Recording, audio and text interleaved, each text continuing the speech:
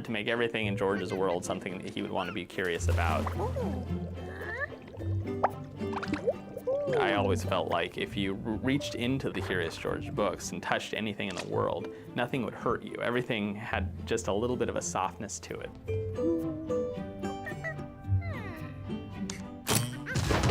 The whole stylistic approach to Curious George was everything had sort of a caricatured look to it, and it was a little bit more simple. Everything from the buildings to the character designs to the vehicles. If you look at the cars in the original books, they're all rounded edged and they're very kind of classical, almost kind of that 40s, 50s look. We tried to match that when we do all the vehicles. We took out all the little details and we just kept the simple, basic shapes of everything.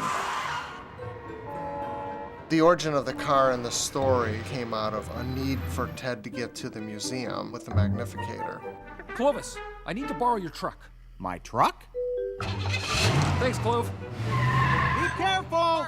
We kind of created this warm and friendly vehicle that was very kid-friendly, but at the same time looked like a Volkswagen. You don't have to go very far to make a Volkswagen fit into the Curious George world because it had such a Curious George feel. So Volkswagen was actually a pretty natural fit for us. Before they even partnered up with us, we had actually designed some Volkswagens into the background cars in our film already. And then we took the designs that they gave us, which was of a real car, and we tried to kind of simplify them and make them fit into the Curious George world while still being that car. Oh, yeah? Well, that's not physically possible for me to do! Dave Lee, our prop designer, did a drawing of what the Curious George version of the car would look like. And he took a real car and made it a little bit softer, a little bit rounder.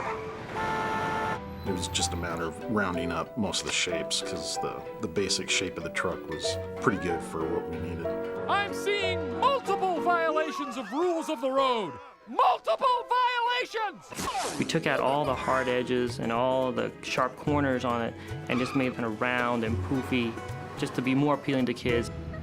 George, what are you thinking? Tighten your seatbelt. Take a look at the interior of our vehicle, and it's very kid-friendly. There's a big steering wheel.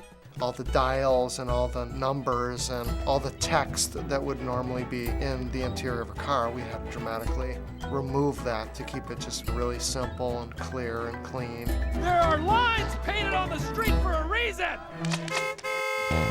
We wanted to give the vehicle personality. So if you kind of look at the vehicle closely, you'll notice that the headlights and the grille kind of look like a face. Most of the things in the film that George would be curious about, I tried to make either red or yellow or some sort of a bright, happy colors. And I think the nice thing was choosing a red car. We wanted Ted's car to stand out in the long shots.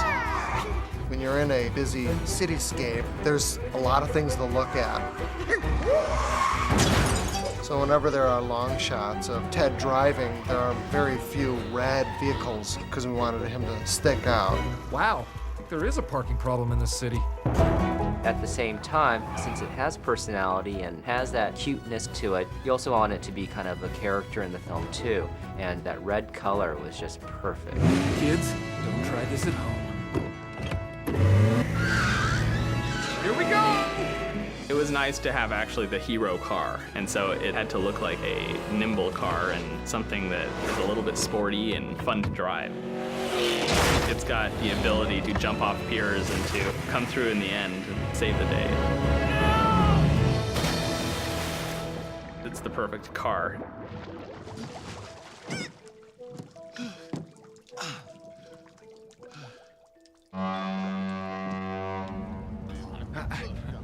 Excuse me.